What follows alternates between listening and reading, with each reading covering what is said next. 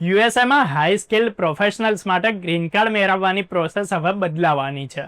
US homeland security department એટલે કે DHSએ નવા નિયમો લાગુ કરવાની તૈયારી કરી લીધી છે.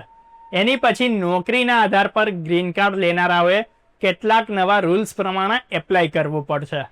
તો ચલો તમારા સુધી બધી જ ડિટેલ્સને શેર કરી લઈએ. તો આ નવા નિયમોમાં ખાસ કરીને એ લોકોને ટાર્ગેટ કરવામાં આવશે કે જેમની પાસે એક્સ્ટ્રા ઓર્ડિનરી એબિલિટી એટલે કે કોઈ ફિલ્ડમાં સ્પેશિયલ સ્કિલ છે કે પછી જે પ્રોફેસર અને રિસર્ચર તરીકે બહુ સારું કામ કરી રહ્યા હોય. DHSનું કહેવું છે કે ભાઈ જૂના નિયમો હવે બહુ વધારે પડતા જૂના થઈ ગયા છે અને એને મોડર્ન બનાવવાની જરૂરિયાત હવે ઊભી થઈ છે. સાથે જ આ નવા નિયમો ક્લિયર કહેશે કે ભાઈ ગ્રીન કાર્ડ માટે કયા કયા ડોક્યુમેન્ટ્સ અને પુરાવા તમને બતાવવા પડશે. તો હકીકતમાં એનો હેતુ એ છે કે દરેક એપ્લિકેશનને એક જ રીતે જોવામાં આવે અને કન્ફ્યુઝન ના થાય. એટલે કે હવે ગ્રીન કાર્ડ મેળવવા માટે નિયમો વધારે ક્લિયર રહેશે અને સ્પષ્ટ પણ રહેશે. આ અપડેટ બાઇડેન એડમિનિસ્ટ્રેશનના જૂના પ્રયાસોનો જ કિસ્સો ગણી શકાય, કેમ કે જાન્યુઆરી 2022માં નવી ગાઈડલાઇન્સ આવેલી જેમાં O1A વિઝા અને નેશનલ ઇન્ટરેસ્ટ વિવર એટલે કે NIWનો ઉપયોગ ઇઝી થઈ ગયેલો. એનો હેતુ હતો કે ભાઈ અમેરિકામાં ટેલેન્ટેડ પ્રોફેશનલ્સ આવે અને સાયન્સ, ટેકનોલોજી અને રિસર્ચમાં એ લોકો કામ કરે.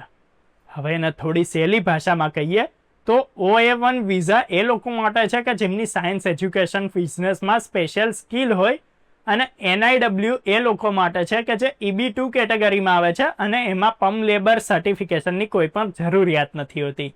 એટલે હવે તમારું કામ અમેરિકન નેશનલ ઇન્ટરેસ્ટમાં મદદ કરે છે, એમાં હેલ્પ કરે છે, તો તમે ડાયરેક્ટ ગ્રીન કાર્ડ માટે એપ્લાય કરી શકો છો. 2022ના વર્ષ પછી આ વિઝા અને વિવર માટે એપ્લિકેશન્સ ઘણી વધી ગઈ છે. USCISના આંકડાઓ જોઈએ ને આપણે તો ભાઈ OA1 વિઝા માટે એપ્લિકેશન ફાઇનાન્શિયલ યર 2021માં 7710 હતી, જે ફાઇનાન્શિયલ યર 2023માં વધીને 10,010 થઈ ગઈ અને એપ્રુવલ રેટ 90% ઉપર રહ્યો. તો NIW માટે એપ્લિકેશન હજુ સ્પીડમાં વધી રહી છે. 2021માં 14,610 હતી, જે 22માં 21,990 થઈ અને 2023માં એની સંખ્યા 40,000 રહી. જોકે એપ્રુવલ રેટ થોડોક ઓછો થઈ રહ્યો છે. પણ હવે આ નવા DHS નિયમોમાં શું ફેરફાર આવવાના છે એ પણ આપણે જાણી લઈએ. તેમાં ડોક્યુમેન્ટ્સ અને પુરાવાઓની તપાસ વધારે સ્ટ્રિક્ટ થઈ જશે.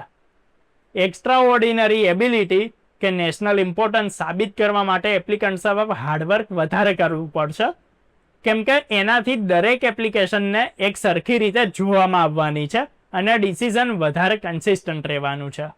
તો આ નિયમ અત્યારે ડ્રાફ્ટમાં છે અને જાન્યુઆરી 2026 એટલે કે આવતા વર્ષે પબ્લિક કમેન્ટ્સ માટે ખોલવામાં આવશે અને એ સમયે યુનિવર્સિટીઝ, એમ્પ્લોયર્સ અને એડવોકેસી ગ્રુપ્સ પોતાનો ઓપિનિયન એમાં આપી શકે છે.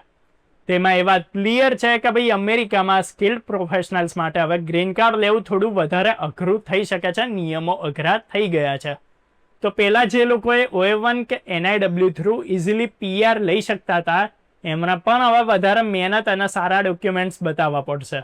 એ સિવાય તમને કહી દઈએ કે ભાઈ આવનારા વર્ષોમાં આ ફેરફાર green card applications, approval rates અને ડોક્યુમેન્ટ્સની પ્રોસેસ પર પણ અસર પાડી શકે છે. ત્યારે જો આ વિડીયો તમને ઇન્ફોર્મેટિવ લાગ્યો હોય, હેલ્પફુલ લાગ્યો હોય, તો જેને કામ લાગે એમ હોય એને શેર કરજો, કમેન્ટ કરીને તમારો ઓપિનિયન આપજો અને આવી જ અપડેટ્સ માટે જોડાયેલા રહો અમારી સાથે અર્બન ગુજરાતી.